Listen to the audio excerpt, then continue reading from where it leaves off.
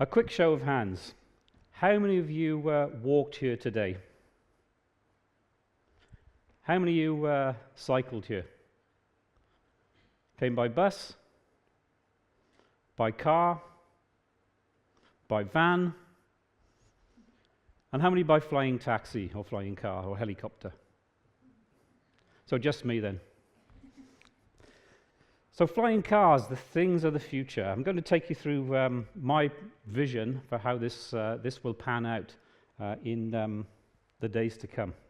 By 2050, 68% of the world's population will live in cities around the world. That's significant growth in city population.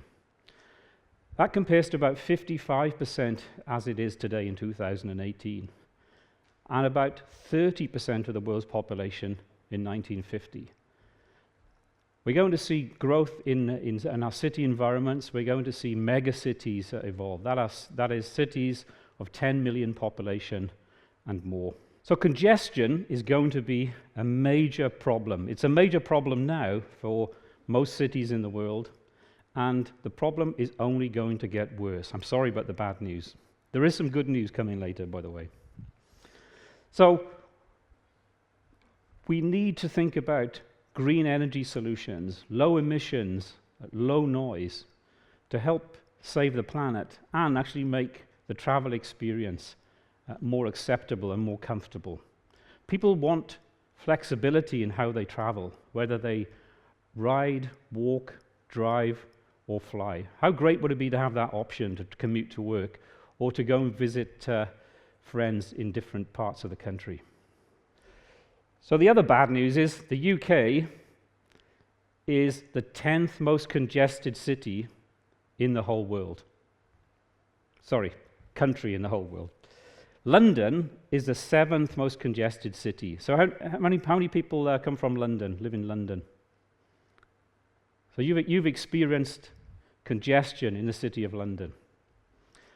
And unfortunately, it's only going to get worse if we continue doing things as we do now, making small incremental changes.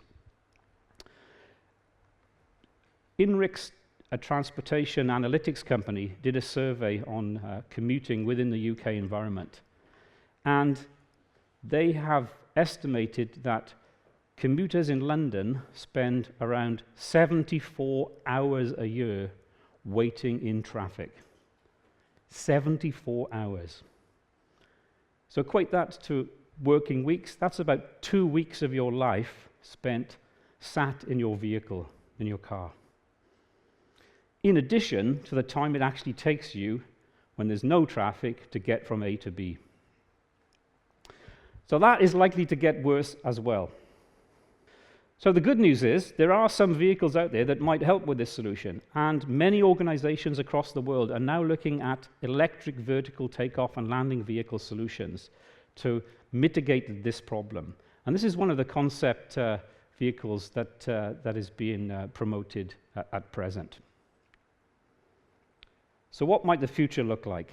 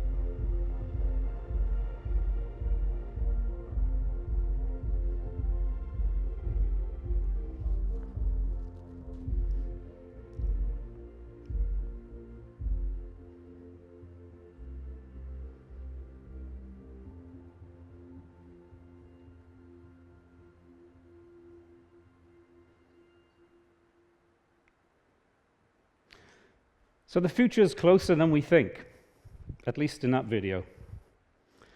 But several attempts have been made at this in the past. So some of you have probably seen these concept vehicles that some of them went to first flight. But why did it fail in the past?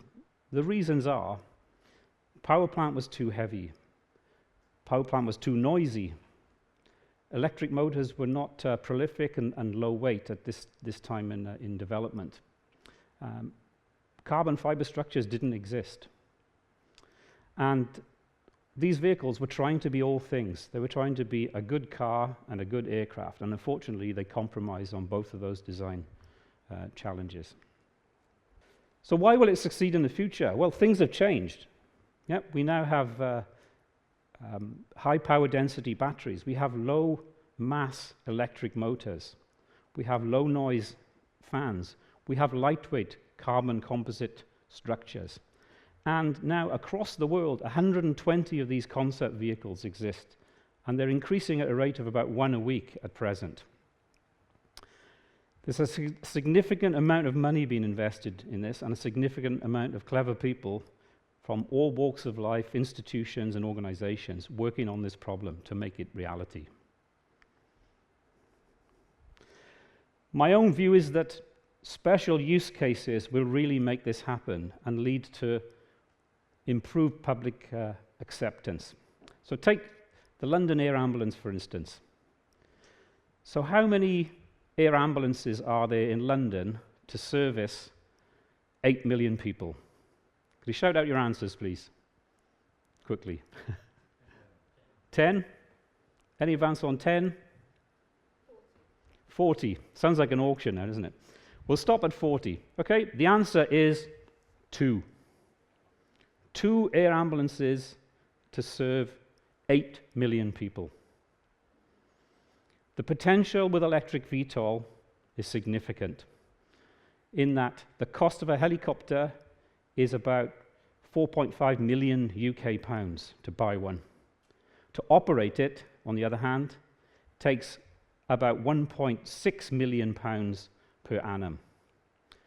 eVTOLs are projected to be significantly reduced cost, and we can have potentially around 9 eVTOLs for every one conventional air ambulance, operating with low noise, low emissions in our urban areas. How good would that be? So with this type of use case, we can do something that has both social impact and environmental impact. And from a research point of view, it's a fantastic challenge to be working on. The types of vehicles then that we might see in the future, something like this. So this is one version of a emergency medical service vehicle of the future, powered by electric motors and battery technologies. There is still a significant number of hurdles to be overcome here in terms of noise, and battery technologies still need some development. But it's all moving in the right direction. So we said the future is closer than you think. Well, actually, some of it is here already. And this is an example of a vehicle designed, produced, manufactured in the UK.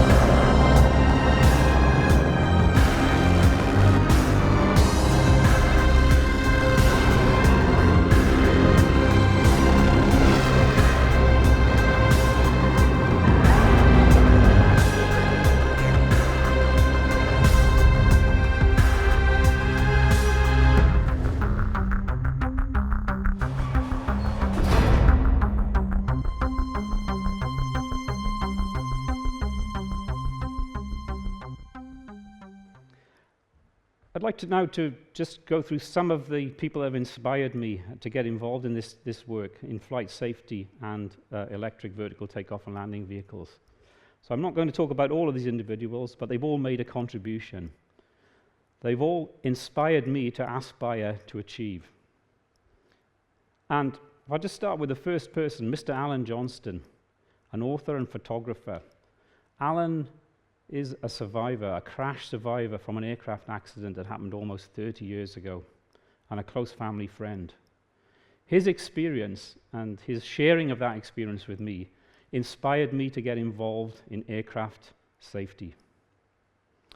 Alan went on to join a user group which has made a contribution, a positive contribution to the improvement of commercial aviation safety. The last individual that I'd like to mention is Pierre Thuot. Pierre is a space shuttle astronaut, a NASA space shuttle astronaut. And some years ago, during my research, I was invited to present at an international conference in the US. And Pierre was the lunchtime speaker. He gave an inspiring talk on the Hubble Space Telescope rescue mission. And so I decided that I would have to shake the hand of an astronaut. I've never met an astronaut before. I want to touch the hand of someone that's been into space. Not quite as good as being there yourself, of course. So I went up to Pierre and I said, great inspirational talk. I'm very impressed with what you've done. And it has inspired me to try and do things, stretch myself. And he said, you're Mike, aren't you? I said, yes. Yeah, I heard your talk as well. I went, oh, okay. Yeah, where's this going?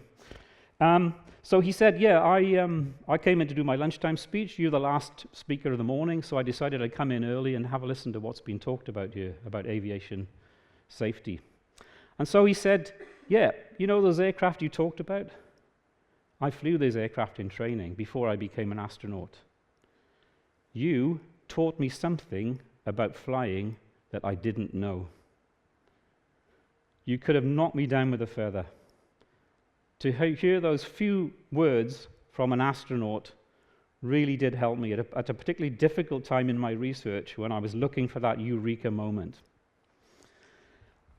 That conversation inspired me to go on and complete my PhD in aviation safety, and that's what I've been doing for the last 10 years. So finally, the challenge is great, but as John F. Kennedy said in 1961 when he launched the Apollo space mission, we go to the moon not because it is easy, but because it is hard. So we need a challenge, and we work towards a challenge. And eVTOL will be a challenge. And we will succeed by collaborating between countries and within organizations, within academia and business to make this happen. So, thank you for listening.